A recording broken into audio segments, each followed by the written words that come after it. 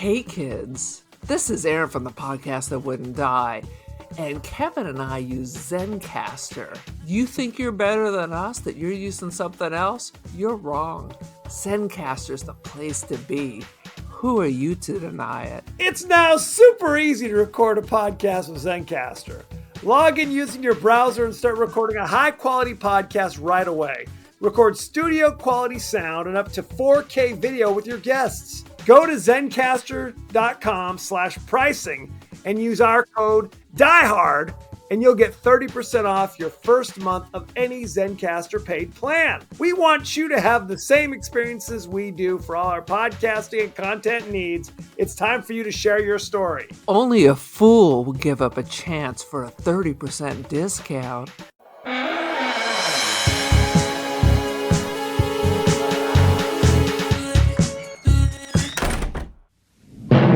On a distant planet, a great kingdom was ravaged by beings who came from the future to conquer the universe.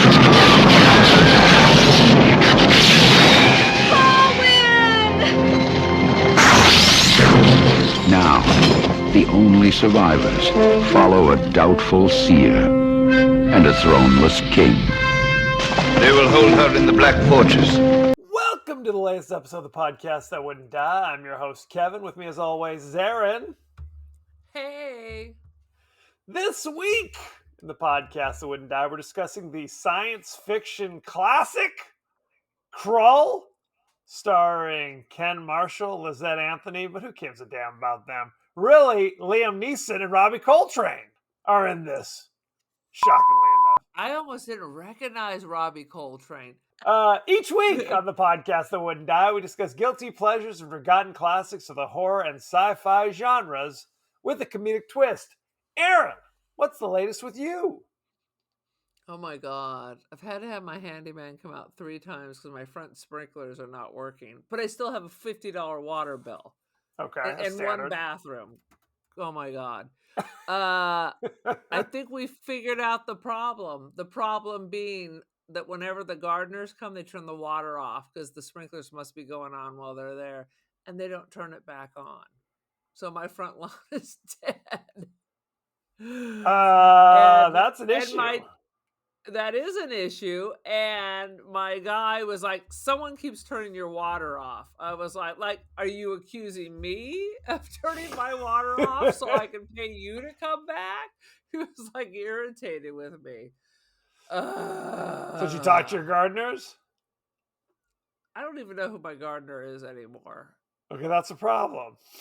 How do you pay them? Someone comes on Mondays. Well, my gardener sold the business, and this that is the always first happens. month.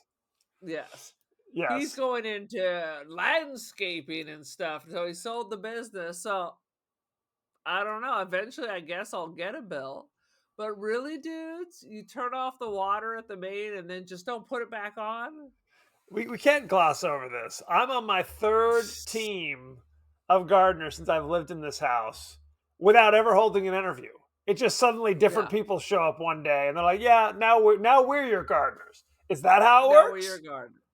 It is. It's like gardeners and nail techs. When you first get them, they do an amazing job. But sooner or later, you're raging. You're just raging because the work has just gone straight to the poop chute. It's a thing. It's a whole debacle. It's a fact. Yeah, this It's is called science. First World Issues. By the way, First world issues. White people problems. We also call it that. That's what we call it. 100%. Sweet Jesus. As fascinating as that is, sweet Jesus. Well, you asked. Yeah, you asked. I'm also going to the beach to hang out with our parents for Super Bowl Sunday.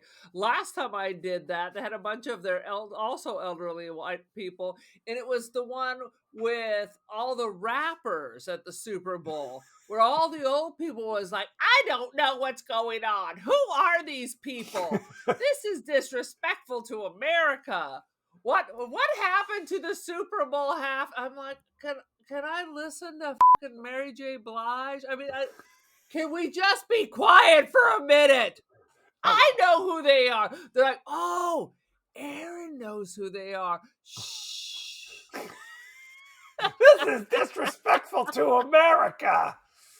No, I mean, I was like, oh shit. I'm Look, sorry Pat Boone wasn't able to make a special appearance. It was Burl Ives and Percy Faith is what they were hoping for. Yes. These are some deep pulls. The Glenn Miller Orchestra was not available for this one. Sweet Jesus. The Andrews sisters were previously booked. Okay, moving on. I might have to. I mean, Lord knows I could give an SH about the Super Bowl. Although I did put money in the pool because, I enjoy gambling, but I'll be reading a book.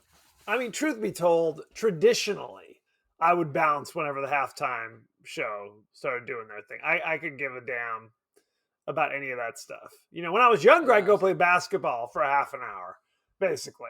Even if because let's be honest, it was growing up, it was bands who I didn't care about. And now it's kind of bands I don't really care about. There was never a sweet spot of like, ooh, Dude, you didn't like the one with the rappers and everybody? I thought you'd be down with that. I mean, I have no issue. Everybody that year. They did. They had everybody. I don't necessarily have an issue with any of that stuff. But it's like, when is Howard Jones going to get the call? When is ABC and Howard Jones coming up on stage? You're going to be waiting a long time. Adam Ant at the Super Bowl, I think that time is coming. Where's Michael McDonald? Is he going to come out on stage and do some stuff? Toto's available, I'm sure. Toto's always available. And then what did I hear? That Journey has now fired their other lead singer, that Neil Schoen's on a rampage. Eventually it'll be Steve Perry with the fake Steve Perry touring together. From my understanding, because I saw Journey last August. And Neil Schoen just does everything now. He does it all. Well, the thing about it is, I guess the keyboardist, Jonathan Cain, who's been with the band for 100 years, they've like had lawsuits against each other, and we're still performing together. So it's something. What's funny, as somebody who was kind of a late arrival to Journey, in my mind, Steve Perry was always there. He was not. He didn't arrive until there when there were hits. 100%. He appeared on the scene on the 5th goddamn album. The 5th. So they had what 4 were the first albums. 4? Nobody knows. Right. They should be. Well, Toto thankful. had like 11 albums. Can you name them? No, Nobody you're right. gave a shit. You're right about that. No, it was, they had one hit on their first album. Okay. Yes. Do you know what it was? I own that.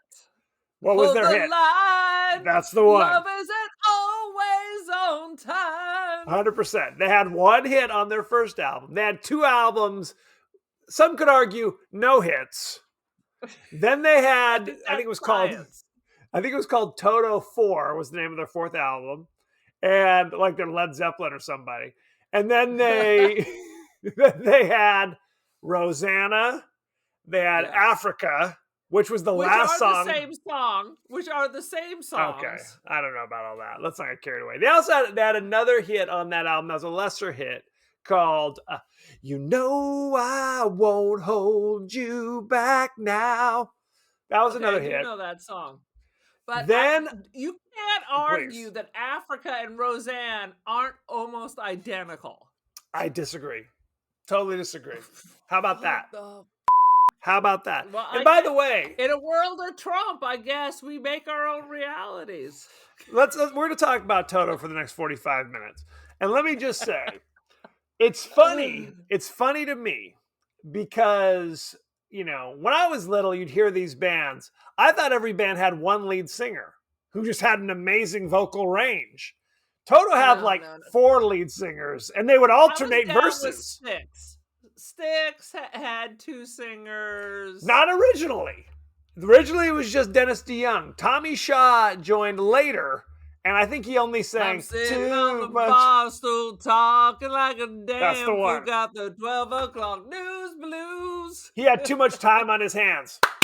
Or whatever it was. Now it's still the same problem. He has a lot more time on his hands, if we're being honest. Anyway, no one gives a damn about any of this stuff. Let's give us the 30-second synopsis of Krull, for God's sakes. Once upon a time, there was a movie called Star Wars that everyone in the galaxy had to try to rip off to make some kind of money. So someone came up with the idea, what if we took Star Wars and Conan the Barbarian and mixed them up with a bunch of British actors? You're like, hey, I kind of recognize that guy. And you whirl it up in a blender with a splash of Dune, and here we are, Krull. Now, 100%. Had you ever seen nor heard of this before? No. Never even heard of it? No. Okay. As a child, this was a movie that I revered. I remember just to set the stage. Every Friday, I'd be like, Mom, can we go to the video store and get some movies? Mom, can we rent some movies? Because this was the thing that people did when I was a kid at this stage of the game. It's true. Can we watch 8? And we're going to watch them all tonight until 100%. Our eyes bleed and fall out onto the floor. until the madness sets in.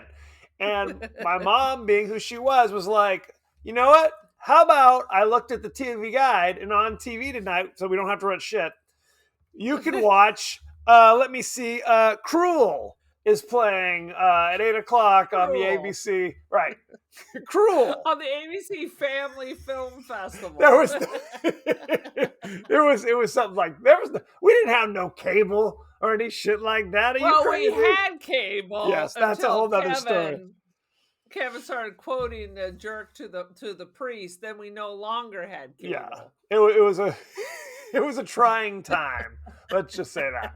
But he was trying to find his own voice, and instead he stole Steve Martin's. I honestly felt like coming to Krull, I had only seen kind of the middle section of this movie. I think I had only seen from the moment he meets Ergo the Magnificent, who turns himself into shit, until I think from then on, I think basically what it was. Basically, like, right as he's about to meet the crazy bandits, the uniquely British bandits.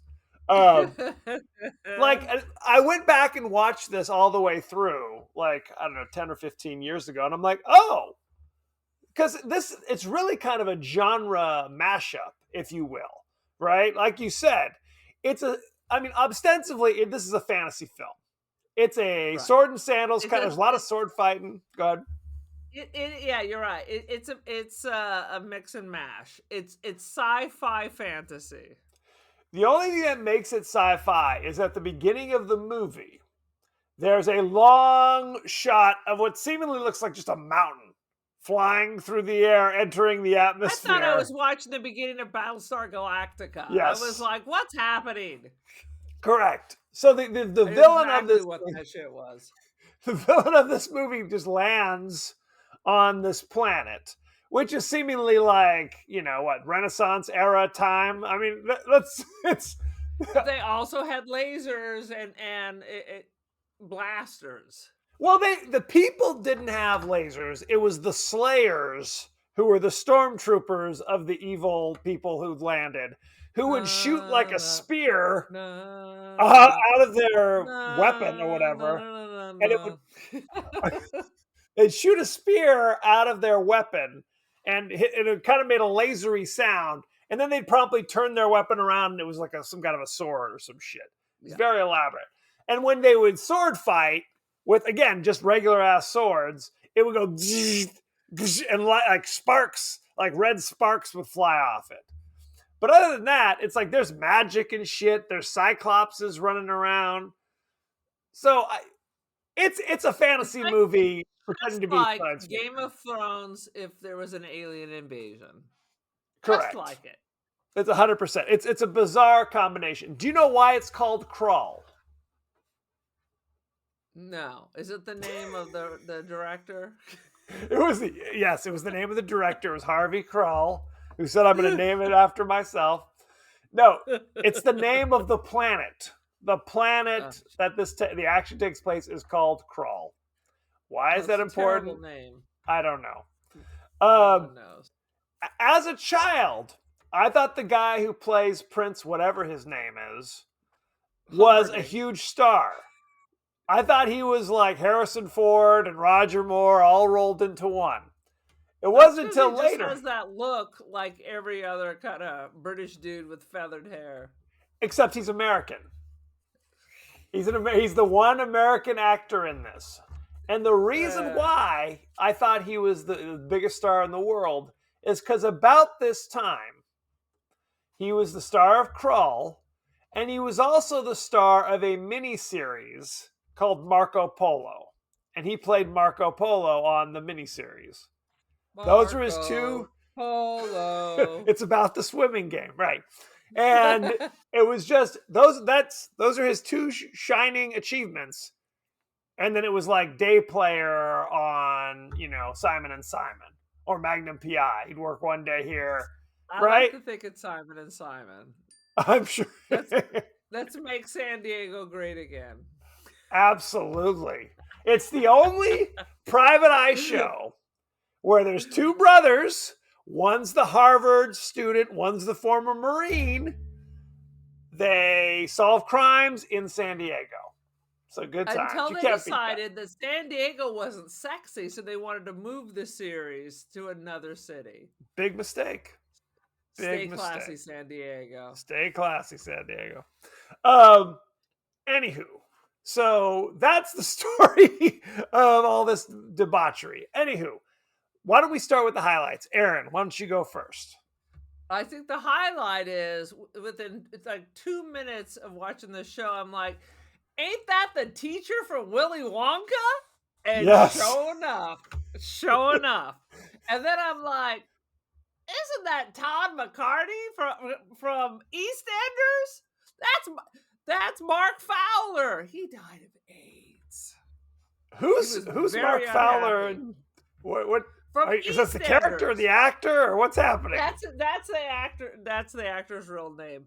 So in the Bandits, there's a young guy who survives all the way through and doesn't have much of a role. Oh, right. Looks like Chaka. That dude. He absolutely looked like Chaka from frickin' Land of the Lost. He looked more human, less simian. They painted him with some weird shoe stain or something. I don't know what was going on, but I was like, he was like 1,000 British soap operas. Let me stop you right there. I was talking to my family about Land of the Lost not 2 days ago, and about how not for the first Will Ferrell, not no, the Will Ferrell. No, Sid and Marty Krofft from the 70s. Yes. Their first 2 seasons, it was Marshall, Will, and Holly. Right. They're on the great expedition. Greatest expedition. Then the greatest earthquake ever known. Anyway. Okay. After 2 seasons. They landed in the Land of the Lost. Right. And after 2 seasons, the guy who played Rick Marshall, the father, was like, hey, pay me more money. They said hell to the no. So they fired his ass. Like the Power Rangers. We don't need you. And they hired a new actor to play Uncle Joe. But they're like, wait a minute. We're in the Land of the goddamn Lost. Are we having their father eaten by a Tyrannosaurus? Are you found? Yeah. Right. This is a question. And then how does Uncle Joe get there? So they had to redo the beginning. They reshot a whole new intro where it's like it kicks off with Rick Marshall fell in a portal or something like that. Rick Marshall fell in a hellhole, but psychically his brother just happened to be rowing till he fell into the Land of the Lost. Basically, they had to come up with some reason why Dad's no longer around. Which is so stupid because every soap opera, how many times did Young and the Restless would flip flop? The role of Jill is now being played by blah blah blah, and then 1,000 times. Right, 1,000 times, no question. Anywho, but they literally reshot the whole intro to the show they're like, we're not filming a whole episode on this because we fired Rick Marshall. He's not even showing up. So we're going to have like a body double jump through a portal or something. Anywho, that's neither here nor there. The beauty of Land of the Lost is Yes. the family is not unlike the Ingalls, where you really hate them. Correct. But there were dinosaurs and slee stacks, which were fucking terrifying. Love Even the slee the stacks. friendly slee stack was Right. terrifying with their crystals and everything. You just knew that freaking Hari and Chaka were going to ruin everything. I argue that Holly is in fact Laura Ingalls. You just want her to cry. I think she was like 20 years old with those Yes. weird ponytails. All right. She was far too continue on. old to be the Far too old to be preteen this daughter. Yeah. This Well, and I was convinced that Will, the older brother, was Greg Brady. It was not Greg Brady. It was just a bizarre look-alike of Greg Brady. He So, kind of looks like somebody who'd be in like Darby O'Gill or something, or the No Mobile. I don't know what that means. Because Seven he's brothers little. for seven brothers. No, with the weird curly hair and the big eyes. Yes. He reminds me of somebody from some okay. other show. Fair. That's all. Fair. Now we've Okay. totally lost everybody who's not like 70 years old. We've had how many little sidebars have we had so far? And then we're 10 minutes in. So yes. So basically what it comes down to is the beast, who's kind of a demonic alien type, lands on the planet of Krull, and he sends out his stormtroopers to, I don't know, kill everybody, do some killing.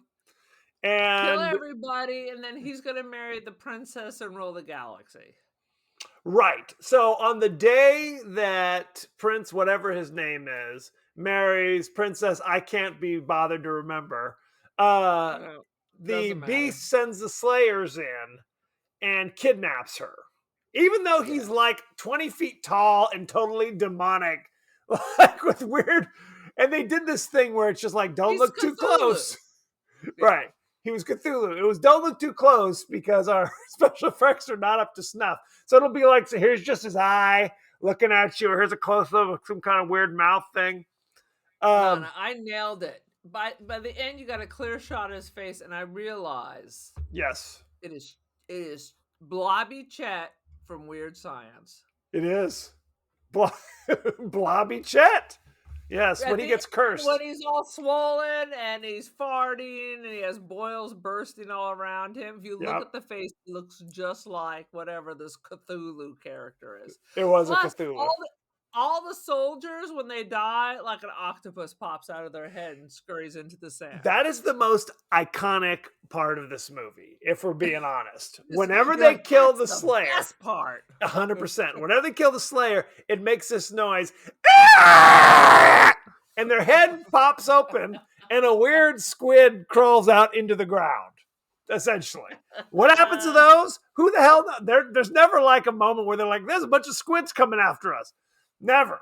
So who knows what's going on with those damn things? But it's an iconic sound, and yes, and the squid pops out of their head. A potential ringtone, I'm thinking. 100%, no question. So everybody is killed in the castle, except for Prince, whatever his name, Prince Marco Polo, Ken Marshall. And then a crazy Obi-Wan Kenobi type character comes down from the mountains. They just call him the old man. And he rubs a little liniment or something on his chest. And he says, okay, let's do this. Rubs a little Vicks Vapor rub on him and says, let's do this. So everyone else on the planet's dead, I guess, at this point. And first thing we have to do is to get the glaive, which is a legendary weapon. And my memory of this thing, and it's kind of like a gigantic throwing star kind of thing, is what it kind of looks like. Ninja star, yeah. Right. And he kind of holds it, and like the blades pop out. In my recollection, he's constantly using this throughout the course of the movie. Anytime a Slayer comes around the corner, he's throwing it. It's kind of like that thing from Octopussy, where the guy had the saw on the end of the yo-yo. Oh, yeah. I was thinking more Phantasm, like a cross between Phantasm and the puzzle box. It's always the puzzle box when, as far as Aaron's concerned. She's going to work it in somehow. For all we know, the Cinnabons, the Cinnabites have a whole like catalog that we could order from. It could be. It could be. But like I said, in my recollection was poor. He uses this literally. He saves it till practically the end of the movie to use it, and he uses it for 2 minutes, and then it's lost forever. So we'll come back to that later. Along his journey, he meets Ergo the Magnificent, who's kind of the wacky comic relief, who can turn himself into Willy various Wonka creatures. Teacher Yes, from the original Willy Wonka. I can't devolve that bar too, so let's say 200 Wonka bars. So he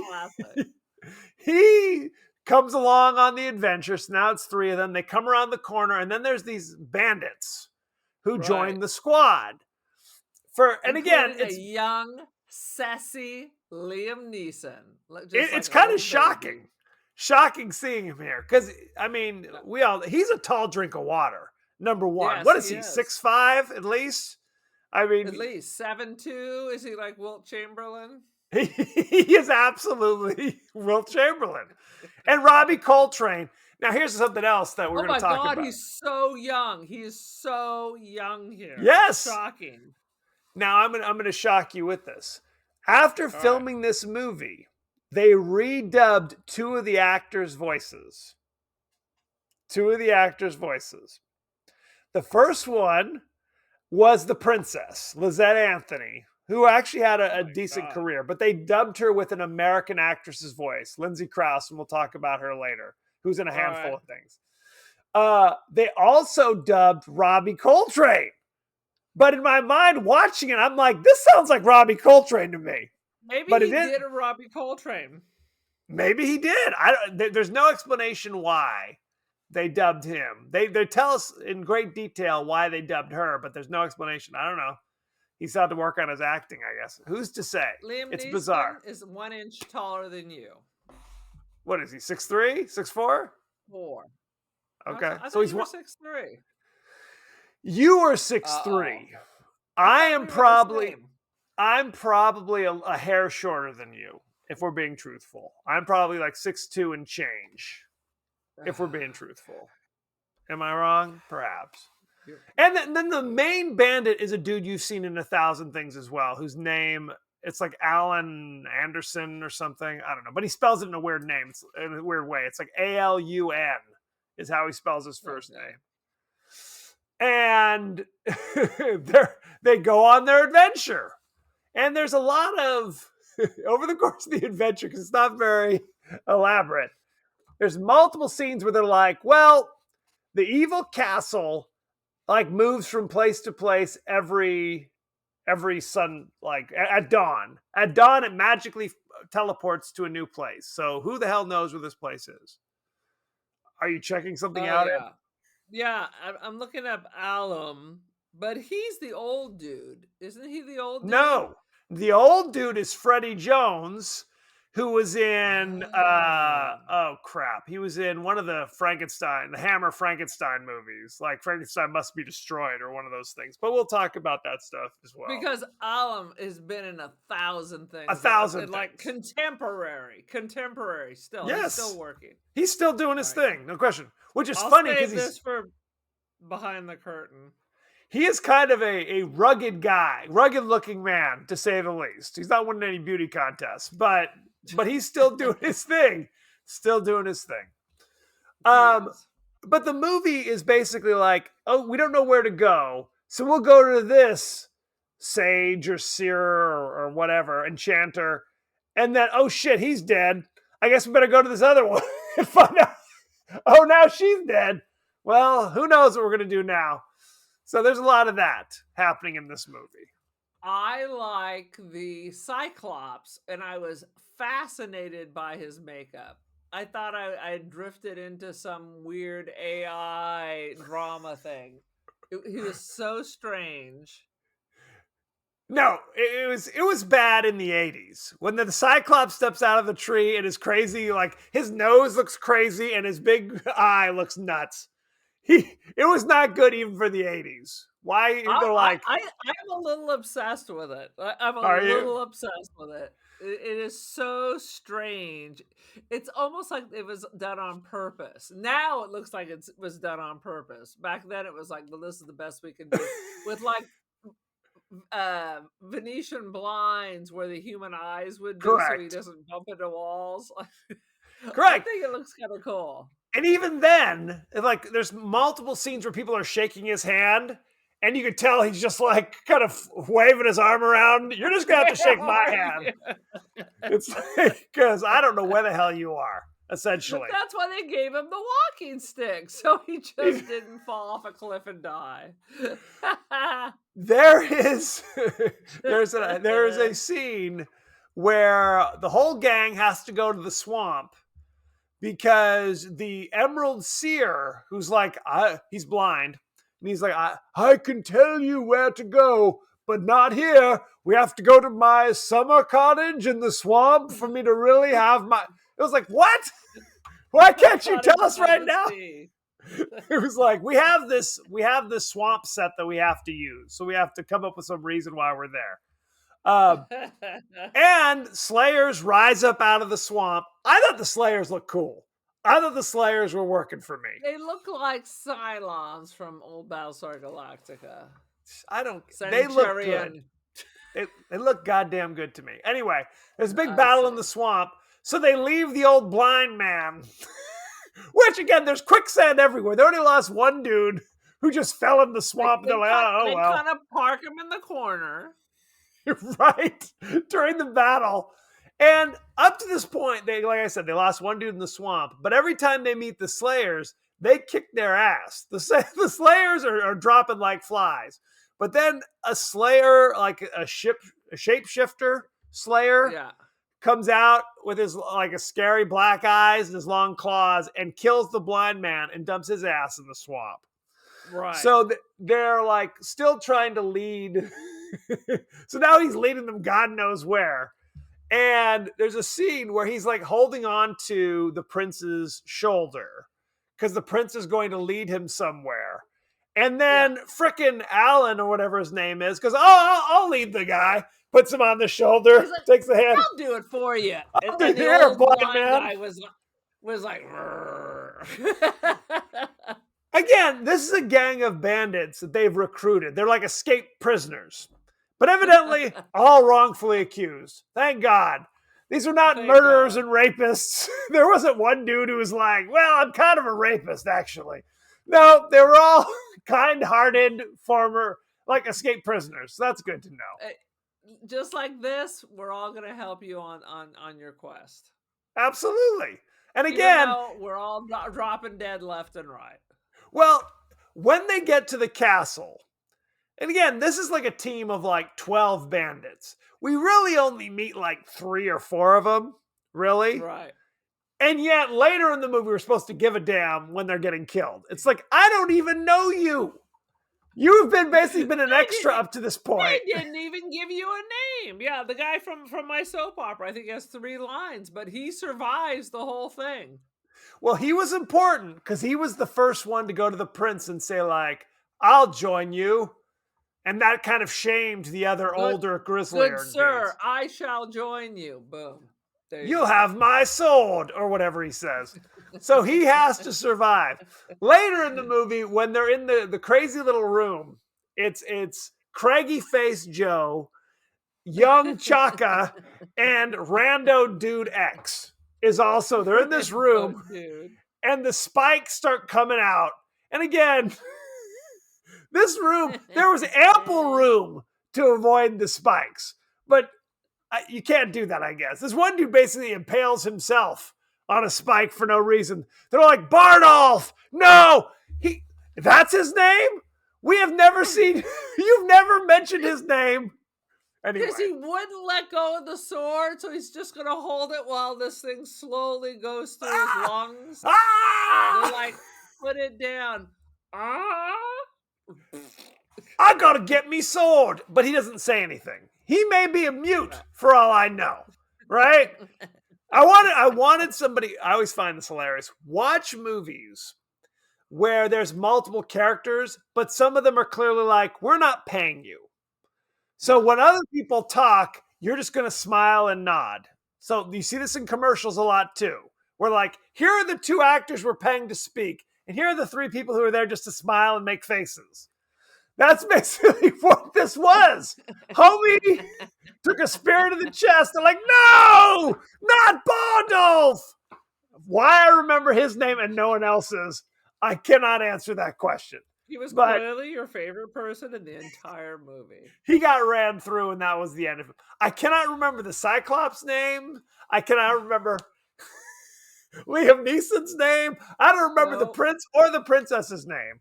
But I remember Bardolph, the fat dude who gets skewered in while going for his knife that he dropped out of his clumsy pocket. So good times. No, there was something about the knife. I mean, he dropped it because as soon as it hit the ground, all the bad stuff stopped. So the deal was they couldn't go through there with weapons. Is that what it was? No, it was basically so. There's a scene where it's just the three of them, and one of them. Once the weapon hit the ground, their death stopped. But once he picked it up, it triggered everything again. I never made that connection. Maybe that's what I thought it was just. That's why they were yelling at him to leave it alone. Well, no, he wanted the knife. I didn't make the connection. They were telling him to put it down. They were telling him that because he was acting like the danger had passed. Like, oh, we're cool now. Let me just shimmy through here on my hands and knees to pick up the knife. And then the spikes started again. Picking up the knife triggered the spikes. And I think you were high. They stopped when he got skewered and dropped the knife. They were telling at him to put it down. Okay. Have you even seen this movie?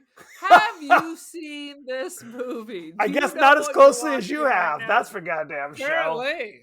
You thought you were a fan. Frankly, I want to go back to other bizarre deaths. When the old man dies halfway into the movie, I was kind of shocked.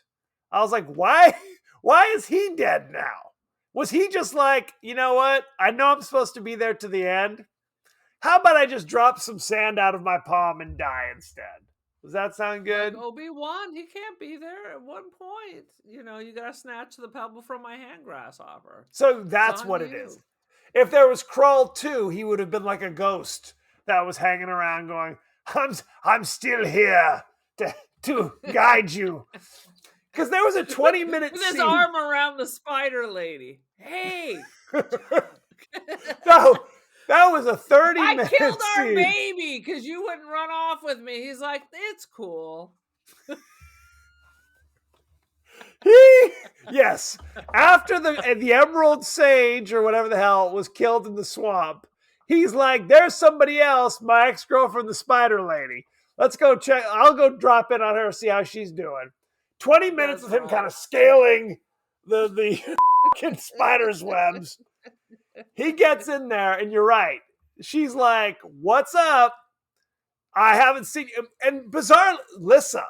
That was the princess's name. And the only reason I remember it is because it's also bizarrely the name of the spider lady. For no reason. Right. For no reason. So you're right. When they were both young and attractive, she was like, she had a bun in the oven. And he said, honey, my life, my love, my lady is the sea. And he bounced. So she, at that point, she was like, well, I guess I'm killing your child. That's and right. he never up and I'm pissed. I'm pissed off. I'm killing my baby. It's going to be like, some Greek tragedy kind of situation. Who was the Medea? I think Medea killed her children. Story of so I think it's also the story of La Llorona. Mijo. Oh, it is. It is La Llorona. So that's who she really is. And you're right. She's like, I killed your son, but it doesn't matter to you because you've dipped out for the last 50 years. So clearly he's like, I get, whatever. Like, all's well that ends well. What do I care? Just like, I mean, if this Well, had I been mean, Fast clearly Times, she's punished. Now she has to live in an old cocoon spider or egg. something Yes, and sit there and just stare at the wall for 50 years. So I feel correct. like thou art punished. But I guess she gets the power of sight because she's able to tell homie, yes, here's where the goddamn castle is. But But she's like Cassandra. She may know, but who's she going to tell it to, and will they believe it? I mean, come on. well, I mean, I guess that's the whole How point many of this. people are sneaking past the spider to go visit with her? Well, that's what she said because she tells him where to find the castle, and she's like, "Look, you've got the information, but you can't do anything with it because if you leave here, spider will get you. This giant spider Why will get doesn't you." he And that's just that. yell? Hey, Yo, it's over here. hey! That thing is over by the thing. Why not that? Why does the other person have to be 90 feet away? I guess that's a good question. I don't know the answer to these things. So Okay. she gives him, she breaks the hourglass that she used to allow him to basically seal his fate, right? If she really Right. cared about him, she'd have said, "Hey, bro, don't bother. How about you shout to me and I'll tell you what the prophecy is or whatever. By the way, I murdered your son. My bad." Anyway, so double middle fingers. Hope it was worth it. Sweet Jesus. He's like, baby, that's just pillow I'll be talk. right back, and she can just boogie. She like Right. that. I'll let them know. I'll let them know. Well, it was good that he she says, "See me with you. I want to see myself with your eyes so that she can be beautiful again for one moment." But again, he's still 92 years old. It wasn't like he becomes young. It wasn't. It wasn't a young Brad Pitt. He goes, "Hang on, me too, baby."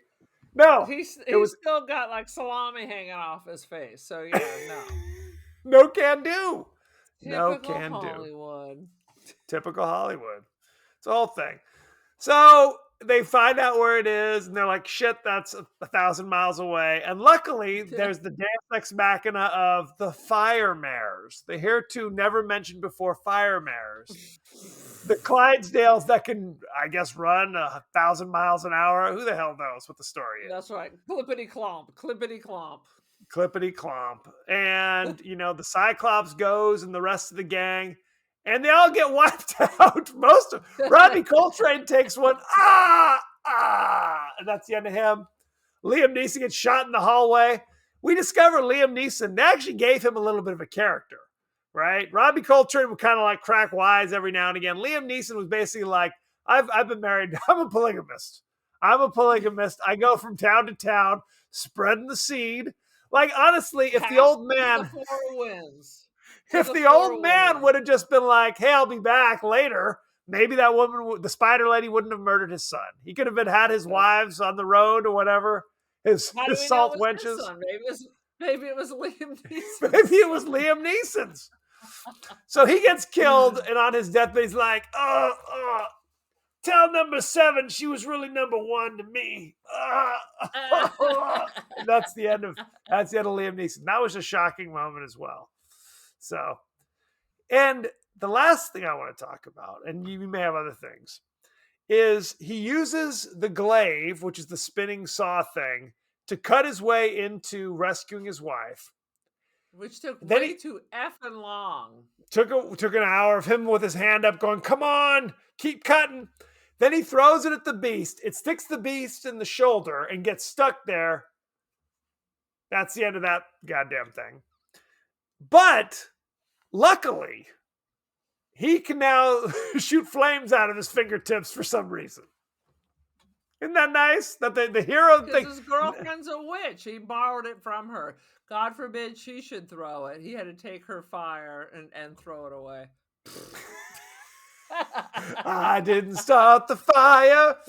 Well, yes, it was some kind of wedding ritual where the one father-in-law lit like a pond or whatever the hell it was, like a water, a bird feeder. I don't know what it was. Lit that on fire.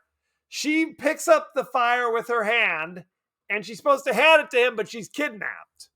So then later, she's like, "Oh, by the way, remember that fire from the first 5 minutes? Still got it. Still got it. So she puts it in his hand, and now he can shoot flames.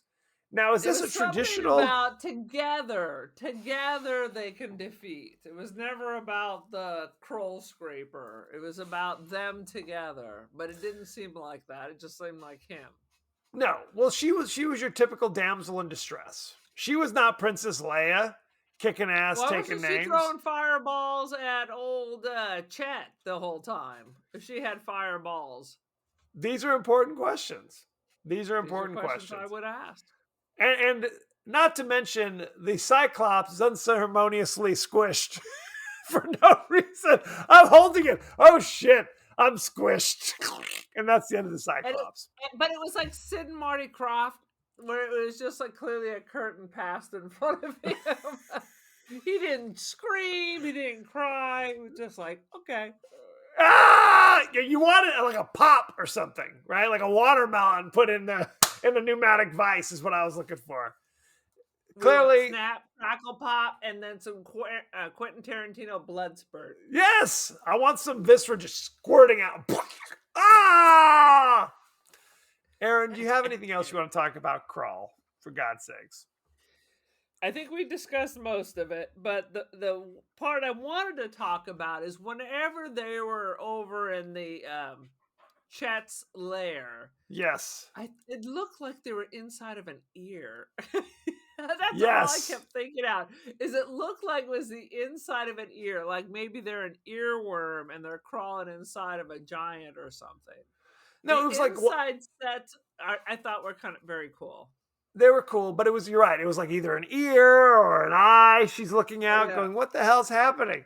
And a weird like claw hand, kind of doing something. It was just yeah.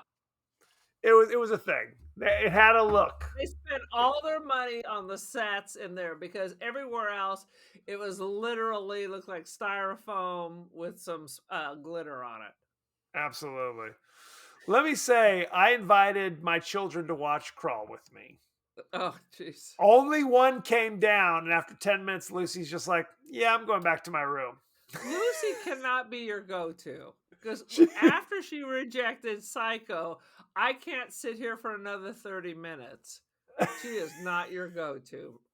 I told you her favorite opening to a movie was the beginning of Ninja 3: The Domination, where the ninja goes hog wild on the LAPD for 20 minutes.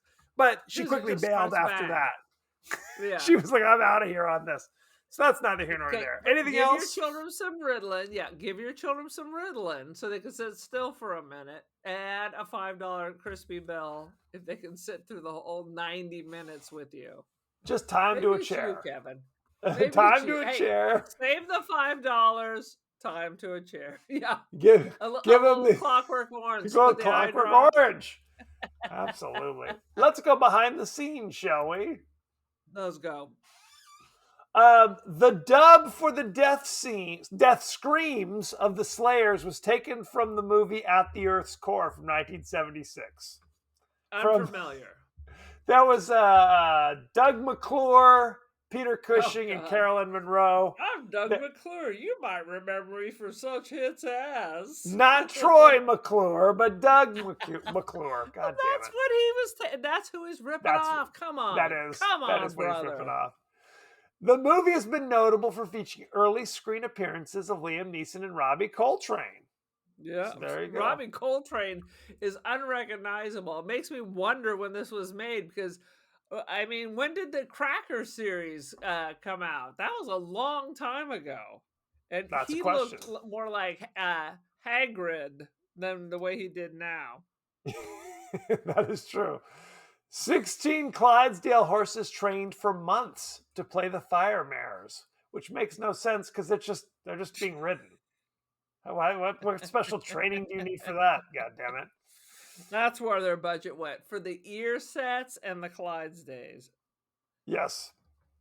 Let's see. In the original screenplay, Prince Colwyn, okay, here we go. I'm remembering the names, saves Ynir, which was the old man, from the spider in the Widow of the Web's cave by killing it with the glaive. But it was cut from the movie. Whoa. And instead, the old man just died. Be done with it. Um, All right, when did this movie when did this movie come out? 1983. This is 1993 is when he was in Cracker. So 10 years later when he was a big star. Yeah. The production utilized 10 sound stages at Pinewood Studios, including the biggest of them all, the gigantic 007 stage, which was used for the exteriors at the swamp sequence. Because they couldn't just find a lake or something. Couldn't do it. It seems like a lot of money. This motion picture was one of the most expensively 6 years to train a fucking Clydesdales and all this other nonsense. This motion picture was one of the most expensively produced at its time. Boom. I believe it. Several games were developed and released as promotional tie-ins, including 2 Parker Brothers games, a card game, and a board game. A home video game was developed for the Atari Super System, but because of low sales, it was changed to a different system. And they also started calling it Zelda. They also developed a Krull pinball game, but production was canceled. Because no one gave a shit. No one gave a good goddamn. Lizette Anthony's voice was dubbed in the final cut by Lindsay Krause, who was in like The Verdict and Slapshot. She was in a few things. An American actress, essentially. And Robbie Coltrane was dubbed by fellow British actor Michael Elphick, who I'm unfamiliar with. Maybe he was just screaming profanity the whole time. I don't know. It could be. As a promotional gimmick for the film, the studio created an essay contest for people to get married dressed in costumes from the movie. A dozen lucky winners were married off in a one-day-only ceremony in 1983. The gimmick was dropped afterwards since it garnered no additional press coverage for the film. Yeah, people are like, who gives a darn? A Billy Badern. A Billy Badern, no question. A hand that could physically transform into a changeling claw was developed for the movie, but due to time constraints, could not be developed in time, was not used in the film. The piece later was... The piece was later completed for Tobe Hooper's movie Life Force 2 years later. Ooh. We didn't even talk. So there's a change. That's what the Slayers are. There's a couple that are changelings. One turns into the blind seer, but one shows up as just like a hot chick who, for 5 minutes, she's like, shit, I'm a Slayer, but I'm now in love with you, Prince. That's right. And now I'm dead. Ah! Because that was a hilarious moment. Because the Beast like could see what they were doing. She's like, look, I will show your husband being seduced. Cheat on you. He's gonna cheat. And he's like, no thanks. And he's like, but I love you. I really love you now. I was all an act before, but now I really do love you. And then the Beast waves his hand and she goes, ah! And that was the end of her. So it was so ridiculous. It was good stuff. Let's talk about the cast and crew, shall we? Yes. Krull was directed by Peter Yates, who's actually a real director, shockingly enough. You might know him from such things as Breaking Away in 1979. I saw you know that one. I saw it at Krull. the theater. Krull in 1983. I saw that yesterday. The Steve McQueen classic Bullet in 1968. Never saw it. And something called The Dresser in 1983. I do not know what The Dresser is. I think it has to do with the theater, the person who helps you with your costume change. Could be. It could be anything. But I did not say it. Could be anything. Could be aliens and frogs. It could be. Ken Marshall played Prince Colwyn. You know him from such things as Krull in 1983. He was in 9 episodes of Star Trek Deep Space Nine, playing Lieutenant Commander Michael Eddington. Ooh. He was in one episode of the TV series Over My Dead Body in 1990. You know it? Nope. No. Unfamiliar. And he was in 8 episodes of Marco Polo, the TV miniseries, which was very Missed popular that at too. the time. Are we still making miniseries? Somebody is. They're calling that a limited release series, isn't that? Freddie Sounds fancy. Freddie Jones played Ynir. You Dude, know nothing him. is more British than someone named Freddie Jones. Absolutely. Couldn't be more British. He was in Dune in 1984, playing Thufir Hawat. I'm sure I butchered that name. The classic Dune. He was in Krull in 1983. He was in the Clint Eastwood vehicle Firefox in 1982. I think I saw it. He was in The Elephant Man in 1980, playing Bites. Ooh, so that he was in 2 David Lynch films. And I just saw this. He was in 658 episodes of Emmerdale Farm. Oh, which is a that's British a soap opera. It must It's a soap opera. Yeah. From 2005 to 2018. Yeah. Good. That's a British soap. 658 episodes. Some That's of these goddamn ridiculous. The people who are on the show right now, like, were on the show, but as children in the 80s that I was watching. Well, the secret is you don't want to be on a soap as like an infant or something. You want to make sure you start when you're like a teenager, because then they can just keep you. If you're too young, then a year later they get an older kid. No, That's because the there's a secret. Martin Fowler who plays the younger brother of the guy on this show, and he was clearly recast because that guy grew up to be some kind of alien-looking creature. So they recast him as someone older, taller, and more attractive, as one does on the soap operas, and clearly not a fan favorite. Alan Armstrong played Torquil, the leader of the bandits. You know him from 2001's The Mummy Returns. Yeah. He was in 1983's The Krull. I'm having an episode. He was in 2004's Van Helsing, the Hugh Jackman vehicle.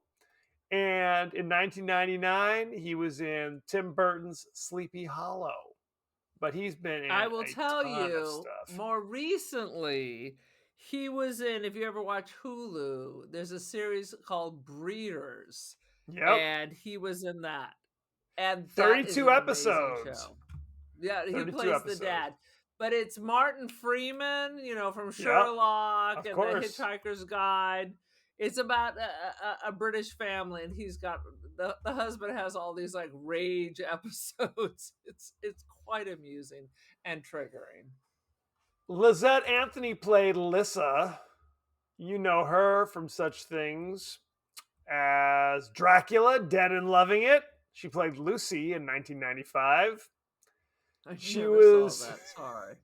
That was the oh god, Leslie Nielsen. Mel Brooks. Leslie Nielsen, Mel Brooks. Dracula parody. So there's that. We can do a double decker. We could do that with Love at First Bite with George Hamilton. 100%. She was in Krull in 1983. Whenever Krull is the second one, you know you're in trouble because it's all downhill from there. I shouldn't say that. She was in Husbands and Wives in 1992. That's something. She was in 447 episodes of Hollyoaks, which is another British soap opera. Yeah. Whenever somebody's in it 500 episodes, you know something's up. Let's see. She also did a few erotic thrillers in the 90s. So you have that to look forward to. Yeah, not bad. Let's see. Who else do we want to talk about? You want to talk about the teacher from Willy Wonka? There's a few that we're going to talk about. David Batley. All right. He was in Hotel Paradiso, Alice in Wonderland on British TV. He was in Willy Wonka playing Mr. Turkentine. Yep. I remember that. And I'm trying to find something that Mr. wasn't just Quilp. on. He was in Mr. Quilp in 1975 and something called That's Your Funeral in 1972. All good stuff. A Good lot grief. of British television. Liam Neeson He was played on Keegan. he was on the Benny Hill show, Kevin. Of course he was. In 1969. Yay. Liam Neeson, you know him from Kinsey in 2004. He was in Schindler's List in 1993. He was in The Grey in 2011. He was in The A-Team playing Hannibal Smith in 2010. Oh yeah. And of course, that's what I'm saying. If you have a well, a good career, let's just say, they're not mentioning Krull in your first four. Let's just put it that way. Robbie Coltrane played Run or Rune. I don't know what the hell his name is. You know him from Cracker, 25 episodes from 1993 to 2006. Harry Potter and the Sorcerer's Stone in 2001. Harry Potter and the Chamber of Secrets, 2002. And the James Bond movie, The World Is Not Enough, in 1995. It really is not enough. No mention of Gooby. And of course, Robbie Coltrane died a couple years ago. Very sad. Yeah. In 22. I think that's all we need to know. We don't need any more of this. Let's look at the rating, shall we? All right. Krull on Rotten Tomatoes currently at 35% rotten. Do you know what the audience gave it? 52. That's very impressive. It is, in fact, 52. Boom. Ooh, let's go, Vegas. Let's go. You must be the woman in the web, or whatever the hell the woman's name was. Top critics. Janet Maslin of the New York Times says, Mr. Sherman incorporates some wit and intelligence into the proceedings, and Mr. Yates works hard to bring understatement and dimension to the material. His Krull, which is decorous and dignified throughout, has more depth than excitement. That's a positive review, I guess. I'm sorry, it has more depth. It has more depth than excitement. Than excitement. Huh. This is about as shallow a pool. An infant with a floppy neck will not drown in this pool. Get out of here. Sad but true. Nick Shager of Lessons of Darkness said the only real fun comes from guessing which cinematic predecessor it'll rip off next. Wah, wah, wah. Snarky. Salty. Snarky, yet salty. So, Aaron, what is your rating for Krull? I will have to say, Kevin, that I did not hate it. Yay! I did not hate it. And I kind of enjoyed it a little bit. I mean, if you look at it as just one, how can they rip off Star Wars once again? Yes. And two, the fun game of who's the random British actor and where do I know him from? Correct. That's always a fun game. I mean, it was funky, it was entertaining. You know, I'm gonna give it like a 3. 3 out of 5, brother. Not too shabby at all. Not too shabby. It kept my attention most of the time, but I did check out and miss anything with Clydesdales. Missed that whole thing. You missed. I must have been in the kitchen making popcorns, but the version I saw had no Clydesdales. Wah wah wah. I don't know if that makes it worse or better. That is a question. One thing I wanted to mention that was hilarious. When they were filming this, the director literally asked the cast, look, right now this movie's called Krull. Can you think of anything better? And people just kind of looked at each other and shrugged. So it stayed as Krull. So that was it. The Curse of Krull. The Krull Wars. I mean, I thought Krull was the name of the throwing star or whatever the hell it was. I didn't know it was the name of the I planet. thought it was the prince's name. I'm Prince Krull. Krull the I'm Baron Conqueror. von Krull. Pleased to meet you. Baron von Krull. Absolutely.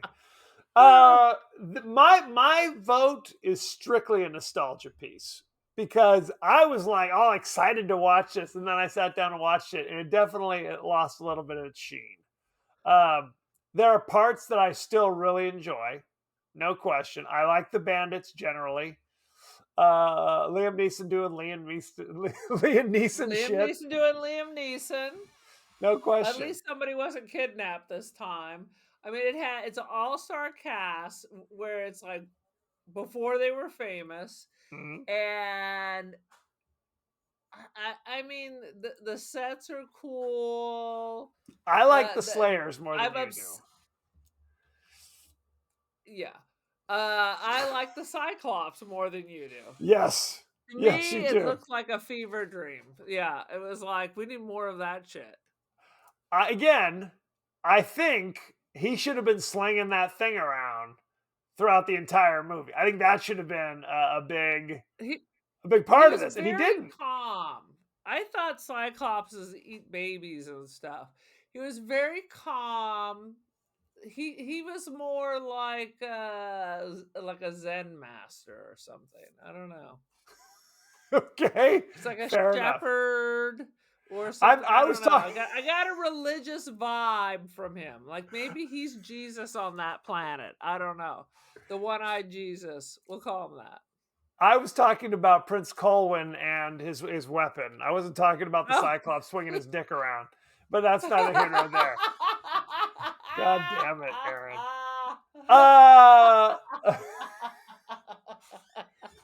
That being said, I think I'm going to give it 3.75. What do you think of that? Whoa. What do you think of that? So it's just a hair below The Shining. Is that what you're saying? Look, they're not on the same level, but is it close? No, and I fully Pretty admit close. this is a nostalgia rating. This is a nostalgia rating. If you were to come in here cold and watch it, I'm not sure. I mean, unless you're Aaron, you may not appreciate it as much as I do. That's all I'm saying. I liked it much more than I thought I would. There you go. I'm not saying I'll ever watch it again, but I have to say it was. There's a lot of these '80s films. You look back, they're just so stupid and trashy. They're crappy. Not that this isn't stupid, but it's like, but it was kind of fun. It was kind of fun. It was kind of fun. Put that on the poster. No question. It's kind of fun, even if you haven't had any wine. There you go. Any last thoughts of Krull, Aaron? No, but I just got this text. Now, tell me, what do you think about this? What are your thoughts on midget wrestling? First of all, I don't like that term. Okay, but first of all, that's how it's being billed, Right. because work just emailed me that one of these warehouse bars we have here with the giant Jenga is now promoting midget wrestling. And I mean, I guess want to go? Your school's asking, is a school sponsored event? It's my school text chain. It's not a school sponsored event. It's called Micromania Midget Wrestling in Bakersfield. I think you'd have to go. I think you'd have to My go. first thought is like, I don't want to see them throw Billy Barty across the room. Well, Where's Warwick. Hopefully it's two little people wrestling, not a little person versus a giant throwing them around. So I would definitely get some clarification before you did anything your else. advice is check it out. Is that what I just heard? They have a right to earn a living as well, as long as they're not being exploited. So there you go. How about that? It's important. They have to be 5 feet and under. You know, my maid of honor was 4'11". Should I call her up? Give her a call. There's a new career on the horizon. Anyway, that's neither here nor there. Thank you very much. Good Lord. You can find us across many social media platforms. We're on Blue Sky, Less every Threads, day. Less every day. Instagram. Allegedly, we're still on TikTok. Is that correct, Aaron? That is correct. Alice Sweet Alice is at 3,500 views. Not bad. Now I am going to Nobody hit gives you. a That's good stuff. You can also email us, the podcast that wouldn't die at Gmail. Gmail. We're also on YouTube. You may be watching us this very minute. You can also listen to us. If they are, they're like they're on Krull or something. It always they've got some feels like wizarding somebody's business going. watching me. Watching me. We're on Apple Podcasts, Spotify, anywhere the finer podcasts are available. So don't forget to like, share, rate, and review. Won't you? Won't you please? Aaron, what is your social media situation? Well, I'm on Blue Skies. I am on Tumblr. I am on Flickr. Sometimes it's my name. Sometimes it's the Cult of Aaron. Bumble? I am not on Bumble. I am on Facebook Dating, which is the dregs of society. Oh my God. Aaron, no. Because it's free. Some of the most terrifying people you will ever see in your life. I don't doubt it. Oh, jeez Louise. I am also on the Gram, the Cult of Aaron. Join the cult. I also manage our Ticker Talker extravaganza. I have artwork on Artsy and First Dibs. Aaron Doherty, check it out. Boom shakalaka. As we like to do, we like to share our friends' thoughts and feelings across the social media landscape. Aaron, what you got?